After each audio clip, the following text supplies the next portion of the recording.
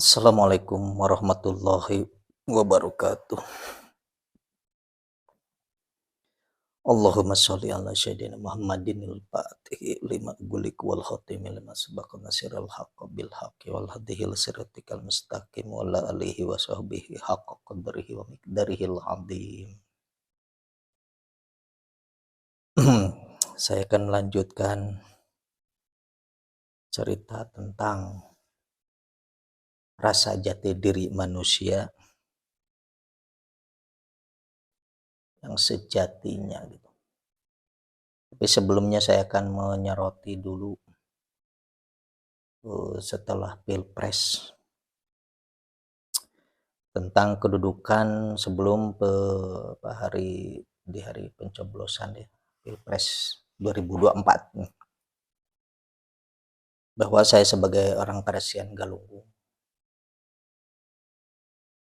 tidak mendukung salah satu pasangan calon gitu. Walaupun sebelumnya saya berusaha untuk menemui seorang calon presiden karena saya hanya ingin melaksanakan atau akan melaksanakan sesuai apa yang tersurat gitu ya.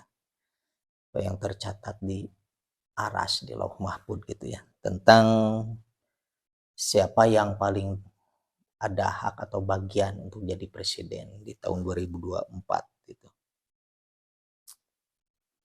Tapi dalam ikhtiar saya itu mungkin karena orang-orang melihatnya siapa saya gitu.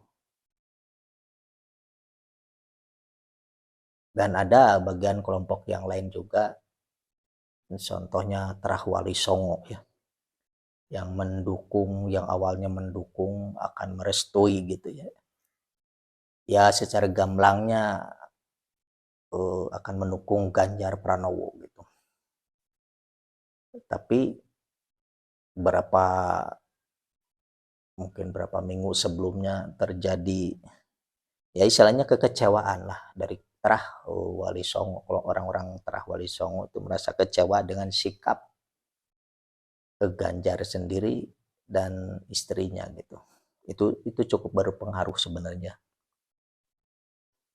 Akhirnya menarik dukungan dari Pak Ganjar ke 02. Jadi Terah Wali Songo itu akhirnya kemudian memilih dukungan ke 02 gitu. Tapi secara hakikat bahwa yang sebenarnya ada bagian tuh kan justru Ganjar Pranowo gitu. Jadi dampaknya dari istilahnya kenapa kelompok Terah Wali Songo itu tidak mendukung di situ gitu, istilahnya tidak tetap mendukung sesuai dengan arahan dari langit gitu. Jadi malah berbalik karena merasa ada kekecewaan, termasuk saya juga merasa kecewa gitu ya ke kelompoknya 03 ini gitu. Tapi bukan cuma ke 03, mungkin kecewa saya ke 01 juga karena saya sendiri tadinya untuk berusaha gitu ya. Karena walaupun jauh-jauh hari sudah tahu gitu urutannya gitu ya. Jadi ke 01 coba merapat tapi tidak bisa merapat. Ternyata di situ terjadinya ya mungkin secara sistematis kecurangan ya dianggap benarnya juga ada benarnya gitu. Karena saya pernah merapat ke 01 itu melalui ajudan dari anggota kepolisian gitu yang jadi ajudan untuk mengawal nomor 01. Ternyata yang saya amanatkan ke beliau untuk disampaikan ke 001 itu terhalang oleh ajudannya itu yang dari kepolisian itu. Ternyata apa yang saya buat seperti satu surat itu tidak pernah sampai gitu. Karena dihalangi, mungkin nggak disampaikan oleh ajudannya itu yang ternyata dari aparat gitu. Tapi buat saya nggak apa-apa gitu. Mungkin itu kan perjalanannya buat 01 gitu ya. Akhirnya tidak bisa mendapatkan secara ikhtiar saya kan mendapatkan restu dari Karesian gitu, termasuk 03. Jadi 01 dan 03 itu saya berusaha untuk mendatangi mereka gitu melalui timnya gitu. Walaupun dari keduanya itu tidak pernah ada atau yang bisa merekomendasi saya untuk bertemu gitu ya. Ya mungkin secara manusiawi saya wajar gitu ya merasakan kekecewaan gitu. Karena ternyata walaupun di situ ada ahli hikmah paranormalnya atau mungkin ahli taruh ulamanya, kiainya dari berbagai lapisan ya. Karena ada yang kelompok habaibnya juga gitu. Ada kiai-kiainya juga. Itu mentok di situ gitu. Karena mungkin calon presiden juga nggak paham di urusan orang-orang langitan itu siapa aja yang berhaknya gitu. Tapi secara hakikat saya berusaha karena 01 jelas ada didukung oleh seseorang ya terkenal lah di Tasikmalaya itu Abah Gaos itu. Karena kalau saya jadikan 01 untuk presiden mungkin keakuannya tokoh pesantren Sirna Rasa itu merasa jumawa gitu, berarti benar gitu yang dia dukung menang karena seolah-olah secara hakikatnya itu direstui dari langit padahal yang tercatat itu bukan tidak gitu. Jadi tidak sesuai dengan arahan langit sebenarnya tuh yang dari Sirna Rasa itu. Dia cuma ngaku-ngaku saja gitu. Nah, tapi yang terjadi sekarang-karang ini kan mungkin beberapa hari ke belakang sudah ada ya. Jadi mundurnya dari Terah Wali Songo dari dukungan ke 03 itu.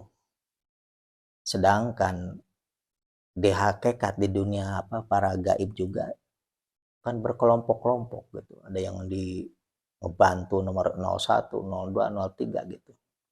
Sedangkan dari para gaib juga dari alam termasuk alam kan udah tahu instruksinya gitu. Bahwa yang ada bagian di aras itu istilahnya 03. Tapi kelompok Wali Songo tidak mendukung gitu. Malah berbalik arah gitu. Karena merasa ada kekecewaan dari kelompok itu akhirnya mendukung 02. Tapi dampaknya, sedangkan dulu kan sudah jelas tuh zaman Wali Songo bahwa Demak itu jadi pusat pemerintahannya Wali Songo. Nah yang terjadinya banjir di Demak itu salah satu murkanya, amarahnya alam gitu. Saya lihat tuh airnya sampai keruh itu tandanya amarah. Ya istilahnya bukan dari kesucian gitu ya. Tapi amarah dari kebencian gitu. Amarah kebencian kenapa diambil di situ gitu. Padahal bukan cuma di Demak saja kan hampir beberapa daerah juga para gaib yang jadi mungkin di situ penguasanya yang merasakan amarah gitu. Dan mungkin lebih dari 4 hari sebelum Pilpres. Walaupun secara mungkin penerawangan kalau saya lihat jelas bahwa Prabowo itu bakal menang gitu. Tapi di situ saya lihat dipayungi oleh awan kegelapan gitu.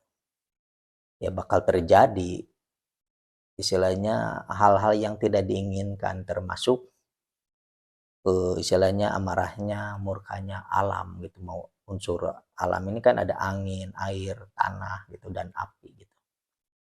Yang terjadi di Demak, terjadi puting beliung seperti di Bandung gitu ya. Terus terjadinya banjir dan longsor di daerah-daerah lain itu termasuk salah satu buktinya cirinya gitu istilahnya alam juga tidak merestui gitu yang terjadi sekarang sebenarnya. Tapi kalau buat saya sendiri beberapa hari sebelumnya kan sudah saya lihat gitu memang Prabowo bakal menang gitu. Walaupun dipayungi oleh awan hitam. Awan hitam ini berbentuk amarah, bisa jadi alam, bisa jadi juga manusianya gitu. yang tidak menerima kekalahan gitu. Karena ada kelompok yang merasa kalah karena dicurangi gitu. Itu kan bentuk amarah gitu. Terus di kelompok-kelompok lain juga seperti orang-orang indigo yang mengatakan bahwa di tahun 2024 ini istilahnya pintu gerbangnya menuju terjadinya goro-goro. Terus ada kelompok lain lagi, ya bisa dibilang supranatural atau paranormal yang mengatakan bahwa akan terjadi bencana di wilayah Jawa Barat gitu ya. Karena sebelumnya juga memang saya tahu gitu. Jadi ada kelompok ulama ahli sufi katanya Jawa Barat yang mendukung ke 02 karena itu dipinta oleh Habib Lutfi gitu. Jadi Habib Lutfi meminta ke tokoh-tokoh ulama sufi Jawa Barat untuk mendukung memenangkan 02. Nah, kelompok sufi ini berarti tidak melihat bahwa sejatinya yang terjadi bukan itu gitu, tapi mereka bergerak secara menggunakan hikmah, memohon ke langit untuk mengunggulkan atau memenangkan 02. Ya, istilahnya Tuhan Allah Subhanahu wa taala kan mengizinkan terjadinya itu. Jadi mengabulkan permohonan mereka untuk mengunggulkan 02 gitu. Walaupun dari awalnya catatannya bukan beliau ini yang ada bagian. Tapi semua yang terjadi sekarang ini sudah takdir. Ada orang yang ada bagian, tapi dia ikhtiarnya tidak sesuai dengan instruksi dari langit. Yang ada bagian belum tentu jadi pemenang. Gitu. Yang dinyatakan tidak ada bagian, tapi kalau dia ikhtiarnya sesuai dengan kehendak dari langit, ya istilahnya ijabah Allah kan dilaksanakan gitu. Kabulnya Allah kan dilaksanakan. Makanya yang terjadi sekarang ini semua juga atas kehendak izin Allah. Walaupun secara hakikat tidak diridhoi gitu ya. Karena yang awalnya Allah punya skenario, punya kehendak, dan kita sebagai manusia itu mempunyai keinginan juga. Tapi keinginan ini mungkin karena lebih banyak dan memenuhi syarat untuk dikabulkan, ya udah mungkin yang terjadi sesuai kehendak kita gitu. Untuk menggulkan 02 gitu. Tapi setelah terjadinya ini mungkin kalau saya sendiri sebagai pemangku ya di kewilayahan, saya menerima ini semua sudah jadi takdir gitu. Yang jadi masalah dari kelompok 01, 02 yang tidak menerima ini semua sudah jadi takdir gitu. Itu menjadi masalah gitu. Ya kalau legowo ya udah kita terima saja kemenangan 02 ini sampai beliau menjabat, sampai dilantik sampai menjabat gitu. Kita doakan untuk keselamatan bangsa negara gitu. Jangan biarkan amarah kita dirasuki oleh bangsa gaib yang marah juga, karena para gaib termasuk alam tahu gitu. Yang tercatat di sana si A kok yang menang istilahnya jadi si B gitu. Ibaratnya sudah tahu seperti itu.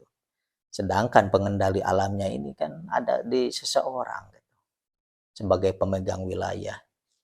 Nah, untuk meredam ini semua tentu saya sendiri harus turun tangan gitu sebenarnya.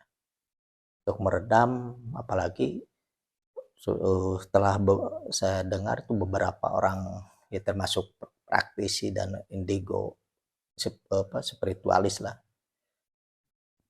bahwa bencana ini akan berlanjut karena ini titik awal dari pintu gerbangnya menuju goro-goro gitu. Tapi kalau saya sendiri akan berusaha bukan menghalangi, karena ini sebagai tanda-tandanya akan kemunculannya Satria Peningit, akan kemunculannya Imam Mahdi gitu. Jadi kalau saya meminimalisir istilahnya bencananya gitu, amarah bangsa gaibnya, amarah alamnya gitu. Walaupun semua soal alam ini semua mengarah ke wilayah Jawa Barat ini bakal terjadinya. Mungkin saya juga tidak akan tinggal diam gitu ya. Istilahnya untuk bukan menolak gitu. Karena ini semua juga kan belum terjadi. Walaupun yang jadi masalah ini tentang kemunculan Imam Mahdi dan Satria Peningit ini akan didahului oleh terjadinya seperti gunung meletus, gempa bumi, tsunami, puting beliung, pokoknya segala unsur yang 4 itu akan terjadi lebih dulu sebelum munculnya Satrio Peningit ini atau Imam Mahdi gitu ya, untuk skala internasionalnya gitu. Ya saya tidak menolak itu. Cuma untuk istilahnya mungkin kalau bisa kalau bisa soalnya saya itu meminta gitu ya. Wilayah-wilayah yang harus dijaga ya tolonglah ya Allah jaga gitu. Kita memohon untuk keselamatan gitu ya.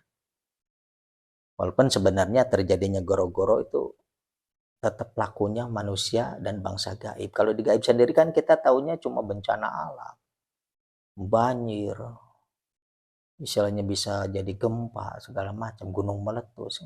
Padahal di situ ada penguasa-penguasa gaib yang murka, yang amarah gitu. Nah kita kalau amarahnya manusia jangan sampai dirasuki gitu istilahnya. Jadi intinya saya tidak menolak akan munculnya Satria Peningit dan akan munculnya Imam Mahdi gitu. Tapi saya juga berharap ya meminta kepada Allah untuk keselamatan pada saudara-saudara saya seiman, sekeyakinan yang dekat gitu ya. Karena dari sekian puluh persen mungkin umat Islam sebenarnya sebagian kecil saja yang paham tentang tarekat, tentang hakikat, tentang kemakrifatan gitu. Jadi saya memohon untuk menjaga mereka itu yang tingkatnya sudah benar-benar Islamnya gitu. Jadi kita jangan sampai jadi pelaku si pemicu goro-goro itu sebenarnya. Terjadinya demo, kerusuhan, segala macam, pokoknya jangan sampai istilahnya kita jadi pelaku kerusuhan itulah istilahnya. Justru kita maunya menghindari, tapi bukan menolak gitu ya. Terjadinya ya mungkin kalau yang di demonya baik ya kita setuju saja gitu. Tapi saya harap kita yang ini jangan sampai jadi pelakunya di kerusakan itu gitu. Walaupun kerusakan itu tidak bisa dihindari karena bakal terjadi. Tapi saya memohon tuh jangan sampai kita yang jadi pelakunya gitu. Kita harus menghindari itu. Demo setuju demo terjadi. Kalau kira-kira kedoliman merajalela ya kita menolak gitu ya kedoliman itu. Tapi jangan sampai kita jadi pelaku yang perusaknya, merusak dengan demo akhirnya kita merusak malah kita. Jadi kita pelaku goro-goronya gitu. Walaupun goro-goronya saya tidak bisa saya tolak gitu. Karena itu salah satu ciri kemunculannya Satria Peningit dan ciri-ciri kemunculannya Imam Al-Mahdi gitu ya. Mungkin itu bahasan kenapa di Demak, kenapa di Bandung, Jawa Barat gitu. Ini semua ulah kita juga gitu. Orang-orang yang dianggap linui diberi misalnya keilmuan, tahu siapa yang ada bagian, ada haknya. Tapi karena merasa kecewa akhirnya tidak didukung, yang tidak ada bagian malah jadi gitu. Tapi itu juga tidak salah gitu. Karena yang tidak ada bagian juga mereka berusaha berikhtiar. Walaupun dampaknya yang marahnya bukan istilahnya kita yang kalah gitu. Tapi bangsa gaib gitu yang jauh-jauh hari sudah saya bebaskan seolah-olah gitu. Jadi Christian Galunggung sudah tidak mendukung ke salah satu paslon gitu. Ya silakan gitu. Itu kan saya sampaikan secara mungkin ucapan secara batin ke semua para penguasa wilayah-wilayah bangsa gaib gitu kan. Tiap daerah tuh punya ada gaib-gaib penguasanya juga. Saya membebaskan itu gitu. Tapi kalau untuk jadi akhirnya bencana musibah ke seluruh rakyat atau keadaan di tiap pulau gitu, itu mungkin saya akan turun tangan untuk meredamnya gitu. Jangan kebablasan amarahnya gitu ya. Kalau marah ya silakan saja gitu. Tapi jangan sampai kebablasan. Karena mungkin saya juga akan meminta kepada Allah untuk menjaga, melindungi orang-orang yang benar-benar yang ada dalam pikiran saya harus dijaga gitu dalam keadaan menuju gerbang terjadinya goro-goro gitu. Yang bisa terjadi karena amarahnya berupa dari alam atau dari manusianya sendiri gitu. Mungkin kalau saya akan meminta untuk keselamatan kepada saudara-saudara seagama, sekeyakinan dengan saya gitu ya. Tapi bukan berarti di luar itu tidak ini, istilahnya tidak saya doakan untuk dijagain, tidak juga gitu. Jadi kalau buat saya kepada siapa saja mungkin kecenderungannya sewilayah saya gitu. Karena ini sangat kuat sekali desakan untuk terjadinya itu gitu masalahnya. Kan ibaratnya kalau saya bisa membendung menjaga dari 1 sampai 100 orang atau 1000 orang, tapi yang lainnya tidak bisa saya jaga, ya maaf-maaf saja gitu. Karena saya tidak menolak atau memblok terjadinya goro-goro, masalahnya itu salah satu tandanya akan munculnya Ratu Adil dan Imam Mahdi juga masalahnya gitu. Jadi situ beratnya kadang-kadang saya itu harus gimana gitu berbuat gitu. Untuk salah satunya memang ini itu tandanya harus terjadi, tapi di sisi lain saya juga kan maunya keselamatan buat umat gitu. Jadi kita semua kencangkan saja keyakinan dalam batin, dalam pikiran, meningkatkan ibadah kita kepada Allah untuk diberi perlindungan, meminta perlindungan langsung kepada Allah gitu. Yang saya harapkan itu. Jadi mintanya langsung kepada Allah untuk walaupun selain saya sendiri memohon untuk penjagaannya gitu. Untuk menjaga buat keselamatan kita karena ini goro-goro dari alam, dari unsur manusianya itu terus terang saya tidak menolak itu gitu. Jadi pasti terjadinya gitu. Cuma kalau saya niatnya untuk meminimalisir atau meminta kepada orang-orang terdekat yang sekeyakinan mungkin dalam kesolehan lahir dan batinnya gitu untuk tetap selalu dalam lindungan penjagaan Allah Subhanahu wa taala. Lanjut lagi mengenai tentang jati diri manusia itu ya, yang lanjutkan kemarin. Memang ada misalnya orang yang berpaham tentang kebatinan bahwa kita itu manusia itu sangat-sangat sempurna, benar. Bahwa manusia itu sangat sempurna dalam semua unsur penciptaan gitu. Dalam lapisan nur saja kita ada rasa yang merasakan gitu. Rasakan kehadiran ada Tuhan yang mengawasi kita. Jadi rasa kehadiran jati diri tentang bahwa saya itu ada gitu. Walaupun di alam itu masih tidak bisa melihat ke diri kita ada wujud gitu. Baru di alam lahut kita diberi pakaian ruh gitu. Nah ruh ini berlapis-lapis juga, lapisan pertama, kedua, ketiga, sampai ketujuh. Ruh di dalam diri manusia itu.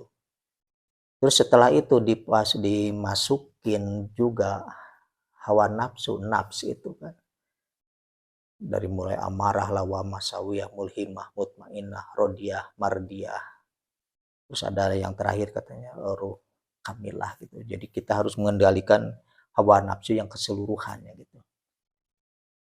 Jadi amarahnya bukan amarah emosi penuh kegelapan sampai gelap mata, tapi amarahnya membela kebenaran itu yang amarah yang diridhoi gitu kan.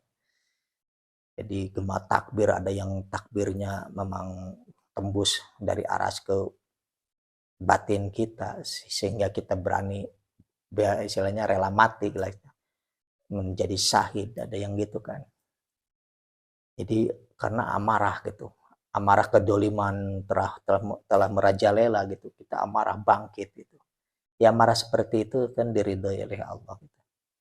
Tapi kalau amarahnya yang bikin merusak, menghancurkan orang lain, membunuh orang lain dengan kedengkian, kedoliman, itu yang amarah yang dibenci gitu. Jadi hawa nafsu ini berlapis di diri kita itu dari mulai amarah sampai kita harus mencapai hawa nafsu yang diridhoi gitu ya. Yang benar-benar diridhoi sampai yang makom yang benar-benar diridhoi oleh Allah gitu. Dalam perjuangan segala macam karena nggak mungkin seorang manusia tidak punya hawa nafsu, pasti ada aja. Cuma kita harus mengendalikan, tidak mungkin dihilangkan gitu. Terus setelah hawa nafsu kita diliputi oleh anasir-anasir yang 4 itu. Makanya kita diciptakan dari saripatinya air, angin, tanah, dan api gitu. Ini 4 unsur di diri kita, di diri manusia, di diri janin sebelum lahir di dunia itu unsur itu sudah masuk. Makanya ini yang 4-nya disebutnya nyawa, jadi ada ruh. Yang 7 lapis ada hawa nafsu, ada nyawa gitu, baru jasad gitu. Nah jasad ini kita berlapis juga kan dari mulai bulu, kulit, daging, otot, urat, tulang, sumsum, semuanya itu ada di diri kita. Ya bayangkan saja nih, dalam lapisan ruh saja gitu. Manusia diberi ruh, iya, tapi ruhnya itu berlapis-lapis. Dari mulai paling bawah gitu kan, ruh nabati, ruh hewani, ruh jasadi, ruh idopi, ruh ruhania, ruhul kudus, ruhullah. Di malaikat saja cuma 1, ruhul kudus. Jadi semua di diri manusia, malaikat itu ada ruh, yaitu ruhul kudus. Di sana tidak ada ruh hewani, ruh nabati. Malaikat tidak punya sifat binatang jinak, sifat saitonia, tidak ada hawa nafsu gitu. Ruhnya juga cuma 1 macam, yaitu ruhul kudus. Sedangkan di diri manusia itu banyak, ruhnya itu berlapis-lapis gitu. Sejauh mana kita bisa menyucikan ruh itu, kadarnya sampai di mana gitu. Terus manusia diberi hawa nafsu, ya berlapis-lapis juga hawa nafsunya gitu. Mungkin kita bisa dibilang kalau manusia ini jenis manusia ya lebih sempurna dalam unsur penciptaan segala macam sampai wujudnya itu, ini lebih sempurna manusia daripada makhluk yang lain. Istilahnya iblis itu bangsa jin yang namanya Izajil itu. Dia sombong, dia takabur gitu. Tapi bangsa manusia sifatnya bukan cuma itu. Makanya manusia itu bisa lebih jahat, lebih ini daripada iblis sendiri, lebih rendah daripada hewan atau binatang juga karakternya. Tapi kalau kita bisa menyucikan ruh atau hawa nafsu yang di diri kita, terus kembali ke ruh yang dimurnikan gitu, yang disucikan oleh kita dengan banyaknya laku ibadah, iman Islamnya benar, ihsannya, terus ke istilahnya ketauhidannya benar-benar, itu bisa lebih murni, lebih mulia daripada malaikat, tapi bisa lebih rendah daripada hewan, binatang gitu. Kita bisa lebih jahat daripada iblis sendiri gitu. Karena iblis waktu dilaknat, dia masih bisa komunikasi dengan Allah, meminta ditangguhkan gitu kan, sampai hari kiamat dibangkitkan. Makanya hawa nafsu itu tidak pernah mati-mati. Sifat syaitannya tidak akan pernah mati. Jadi kita selalu memusuhi ke bangsa, ya misalnya iblis, bangsa setan gitu ya. Padahal lebih musuh utamanya itu diri kita sendiri, yaitu hawa nafsu yang ada di diri kita. Di dalam diri manusia itu hawa nafsu yang membisiki sebelum setan datang, istilahnya kayak gitu. Kalau setan kan cuma perbuatan, itu kan setan itu sifatnya gitu. Sifat yang bertentangan dengan perintah Allah gitu. Kalau diharamkan, kalau setan malah menyuruh gitu, seolah halal gitu kan. Akhirnya yang jadi setannya kita, wujudnya manusia ini. Gara-gara bisikan apa? Bisikan hawa nafsu. Hawa nafsunya sudah ada di dalam diri gitu. Jadi seolah-olah manusia itu bisa karakternya gitu udah bisa sesat sendiri. tanpa digoda oleh setan atau digoda oleh iblis. Mereka tidak berdaya kalau kitanya sudah tidak punya hawa nafsu, setan tidak bisa berbuat apa-apa. Kalau di diri manusianya hawa nafsunya tidak ada. Justru yang menggoda, membisikkan awal tuh hawa nafsunya yang ada di diri kita manusia. Makanya oleh karena itu kita diwajibkan kalau secara ahli hikmah syariat mungkin kita harus ada kayak riadoh ritual atau istilahnya menyepi untuk melawan keinginan-keinginan hawa nafsu ini yang ada di dalam diri manusia gitu. Dengan banyaknya puasa gitu. Itu untuk menghantam hawa nafsu keinginan-keinginan kita gitu. Jadi sebenarnya manusia tuh bisa lebih jahat, lebih sombong, lebih takabur daripada iblis gitu. Karena dalam diri manusia ada hawa nafsu.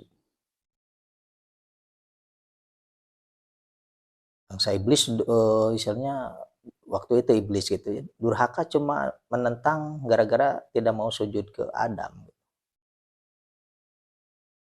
Kalau manusia justru dia lebih jahat daripada iblis itu karena ada yang namanya Fir'aun, dia merasa jadi raja, dia yang berhak menjadi Tuhan gitu, pengen disembah jadi Tuhan, ngaku diri Tuhan gitu.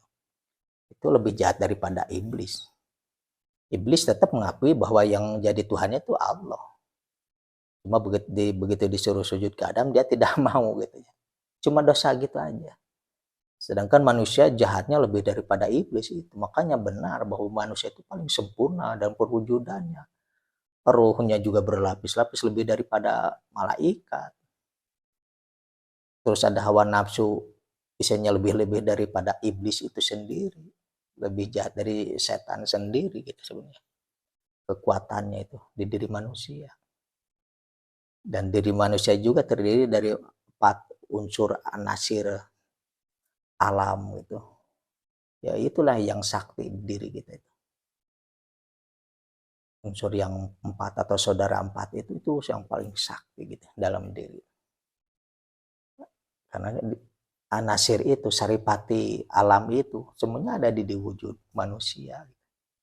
Dikasih jasad lagi sempurna lagi, makanya manusia itu paling sempurna. Tapi dalam proses perjalanan itu dari mulai misalnya rasa sebelum dikasih ruh gitu ya, kita wujud dikasih jasad berupa ruh, terus kemudian beri hawa nafsu, terus diberi pakaian anasir yang 4 saripati angin, air, tanah, bumi, terus diberi wujud Adam seperti bulu, kulit, daging, urat, tulang, sumsum, wujud ini gitu. Tapi dari semua unsur kita itu tetap kita sebagai hamba gitu. Walaupun taruhlah kita sudah bersih gitu ya, dari segala unsur itu gitu. Sudah melewati alam lahut kita berhadap-hadapan dengan Nur Muhammad. Begitu masuk ke Nur Muhammad kita masih bisa melihatnya. Tetap kita itu ada yang disembah gitu. Kita merasakan bahwa saya yang diawasi gitu. Bukan saya yang jadi pengawas, tidak. Saya kecil di tengah langit yang maha luas itulah dat yang maksud itu saking ininya enggak terbatasnya gitu. Kita merasakan segini tapi ini langit begitu luas, berarti kekuasaan Allah datullah itu lebih ya tidak terukurlah kekuasaannya, kekuatannya benar-benar yang maha besarnya itu, maha agungnya itu. Jadi sekecil apapun kita, sedekat apapun dengan Tuhan, kita tidak pernah berperan menjadi Tuhan gitu. Alam yang 4 ini dia berputar, angin bertiup, itu semuanya atas perintah instruksi Allah. Ada yang menggerakkan gitu, ada di dalamnya ada ruh juga gitu. Ruh ini perintah Allah gitu. Unsur apa aja? Matahari menyinari bumi, dia tunduk karena perintah Allah. Air laut yang bergelombang, air laut yang dari gunung yang mengalir, itu semuanya perintah. Kalau perintahnya suruh murka, amarah, ya datang air banjir gitu, seperti itu. Itu dalam rangka perintah juga, melaksanakan perintah Allah gitu. Semuanya itu di bawah kendali Allah intinya gitu, semuanya. tidak ada satu apa juga dari unsur yang dohir sama yang batin itu yang membangkang sebenarnya. Tapi ada sebagian pemahaman bahwa kita dulunya kan kita itu bersama Tuhan. Dulu kita pernah menjadi Tuhan, padahal tidak sama sekali. Makanya begitu dohir sudah tingkat itu merasa kita merasa istilahnya sudah jadi orang yang beragama Islam hakikat, tidak melaksanakan syariatnya Islam gitu, nggak mau tunduk, nggak mau sujud dan ruku. Itu yang ngaco-nya gitu ya. Itu kesesatan yang nyata. Karena saya menjelajah ke sono ternyata saya yang masih diawasi. Walaupun wujud saya itu udah ada. Karena keinginan diwujudkan, meminta memohon kepada Allah kan ke zat yang maha suci untuk menampakkan saya ini apa ini sebenarnya.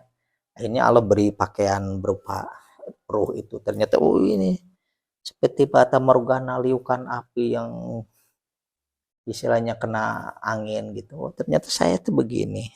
Kasih lagi lapisan-lapisan di ruh ini kan berlapis-lapis. Kasih lagi hawa nafsu, baru ada keinginan. Masuk ke jasad sudah di situ komplit. Pengen ini, pengen itu, pengen segala macam karena kita melihat, mendengarkan. Nah inilah segala keinginan-keinginan itu yang tadinya rasa yang suci itu cuma ingin punya wujud saja, punya pakaian. Setelah ada wujud, ya keinginan bermacam-macam, dari mulai berpakaian pengen yang bagus, yang gimana gitu. Terus lihat kendaraan, pengen punya kendaraan, pengen lihat rumah, pengen punya rumah. Gitu. Sudah punya rumah begini, pengen begitu. Wah, pokoknya terus-terusan aja.